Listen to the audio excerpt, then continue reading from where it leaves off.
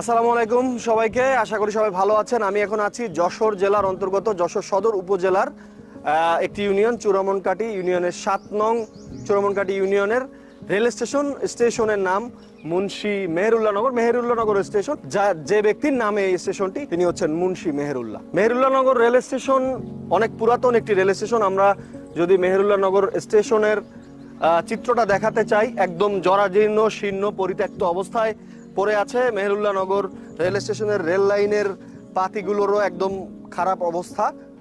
এই স্টেশনটি পড়ে আছে পরিত্যক্ত অবস্থায়, কিন্তু এটা পরিত্যক্ত অবস্থায় থাকতে পারতো না। এই স্টেশনই একসময় নাকি মূল স্টেশন হওয়ার কথা ছিল, এরকমটাই জানা যায়।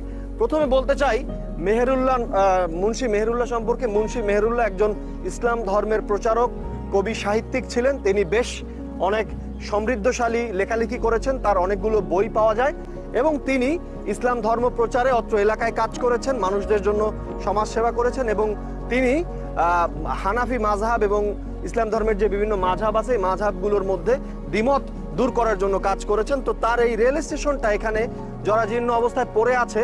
দুঃখের বিষয় হচ্ছে যশোর শহরের যে রেল স্টেশনটি, সেই রেল স্টেশনে মানুষ রাতের বেলায় নামার পরে এদিককার যে সমস্ত মানুষ আছে তারা কিন্তু আসতে পারে না, কিন্তু এই স্টেশনটাকে একটা সাব স্টেশন হিসেবে অন্তত রাতের বেলায় যখন ট্রেন আসে তখন কিন্তু ব্যবহার করা যেতে পারে। আমরা এখানে একজন বয়স্ক প্রবীণ চাচাকে দেখতে পাচ্ছি, আমরা ওনার সাথে একটু কথা বলার চেষ্টা করবো। চাচা কেমন আছেন? আপনার বয়স কত হবে? 60-65। আপনি কি মুন্সি মেহেরুল্লাহ সাহেবকে পাইছেন, মানে জীবিত অবস্থায়? হ্যাঁ, ওনার দেখছেন না? তো উনি বাস্তবে কেমন মানুষ ছিলেন? ভালো খুব ভালো মানুষ ছিলেন, আলেম মানুষ ছিলেন। তো ওনার নামে যে একটা রেল স্টেশন, চাচা আমাদের প্রশ্ন হচ্ছে ওনার নামে রেল স্টেশনটা এভাবে যে আসলে জরাজীর্ণ অবস্থায় পড়ে আছে, এটা মানে আপনাদের কাছে কষ্ট লাগে না? যে ওনার একটা স্মৃতিময় একটা রেল স্টেশন, সেটা তো আরো সুন্দর হইতে পারতো।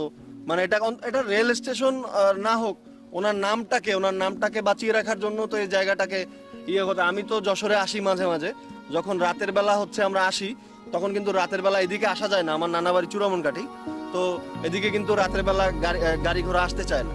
তো এই হিসাবে কি আপনাদের কি দাবি জানানো উচিত না যে আপনাদের এই রেল স্টেশনটাও চালু হোক? না, ভালো তো, ভালো তো।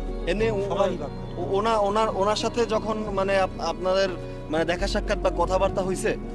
হ্যাঁ, ওনার সাথে কথাবার্তা নেই, তবে আমি এখানকার স্থানীয় লোক না, তো তবে এখানে স্থানীয় লোকটা ওনার ভাষায় বেশি বলতে পারে। না কারো সঙ্গে আচ্ছা আপনি এখানে চিনি কম বেশিটা হালকা কথাবার্তা হয়েছে। জানি লোকটা আলেম মানুষ ছিল, ভালো ভালো মানুষ ছিল। তো ওনার তো অনেকগুলো বই আছে, সেটা কি আপনি জানেন? না, বই সম্পর্কে আপনি জানেন না? ওনার লেখা অনেক বই আছে। হ্যাঁ, ওনার অনেক বই আছে, সেই বইগুলো আসলে আমাদের সবার পড়া উচিত। বিশেষ করে আমরা যারা ইসলাম ধর্ম অনুসারী, আমরা যারা প্র্যাকটিসিং মুসলিম হতে চাই, তারা কিন্তু তার বইগুলো পড়া উচিত। এবং আপনারা দাবি জানান যে আপনাদের এই রেল স্টেশনটা যাতে চালু হয়, এটা কিন্তু দাবি জানানো উচিত আপনাদের। আচ্ছা, এখানে আমি আরেক ভাইকে পেয়েছি, এই ভাইয়ের সাথে আমি একটু কথা বলার চেষ্টা করবো। ভাই, আপনার নামটা? আমার নাম আবির আহমেদ অরণ্য। আপনি কি করেন? আমি হচ্ছে ভাই এবার অ্যাডমিশন দিছি চট্টগ্রাম ইউনিভার্সিটিতে, আলহামদুলিল্লাহ সায়েন্সে বেস্ট সাবজেক্টগুলোতে চান্স পাইছি। ও, চট্টগ্রাম বিশ্ববিদ্যালয় তো আপনার যশোর থেকে অনেক দূর। এখন অনেক দূর হইলে কিছু করার মানুষ তো বিলাতেও যাচ্ছে, হ্যাঁ, বাইরেও চলে যাচ্ছে। ওকে, আপনি কি মুন্সি মেহেরুল্লাহ সাহেব সম্পর্কে কিছু জানেন? অবশ্যই জানি, কেন জানবো না। তিনি আমাদের এখানকার একজন গণ্যমান্য ব্যক্তি এবং তার নামে এই স্টেশনটা হয়েছে। বাট এই স্টেশনের বেহাল একটা দশা, ঠিক আছে। স্টেশনটা আমি মাঝখানে, আমরা যখন ছোট ছিলাম, মেবি পড়তাম হচ্ছে, যাই হোক মাধ্যমিক লেভেলে পড়তেন, আচ্ছা।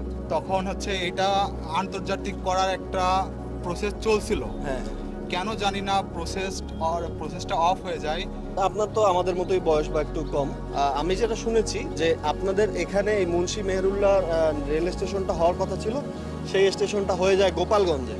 তখন মানে এটার পরিবর্তে ওখানে একটা স্টেশন, এইটার বাজেট দিয়ে এটা করা হয়। এটা সম্পর্কে আসলে কোনো সত্যতা আছে কিনা আপনি কিছু জানেন? অ্যাকচুয়ালি এই বিষয়ে আমরা, এটা পুরাটাই গুঞ্জন, হয়তো গুঞ্জন। এই বিষয়ে আমরা কোনো কিছু শুনি নাই বা জানি নাই, যতদূর আমরা জানি। জি। এবং এখন আবার নতুন করে এই বিষয়টা নিয়ে প্রস্তাব হচ্ছে, প্রসেসিং হচ্ছে। ইনশাল্লাহ দেখা যাক কতদূর কি হয়।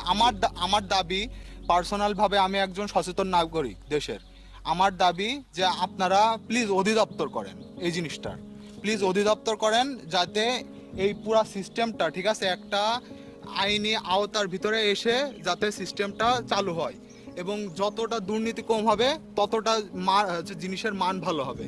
জি। যে আমার দাবি যে আপনারা অধিদপ্তর করে জিনিসটা চালু করে দেন। এখানে যদি হয় তাহলে আমাদের সামনে ভার্সিটি right. ভার্সিটি অল্প দূর, এখান থেকে হয়তো 2 থেকে 3 কিলোমিটার।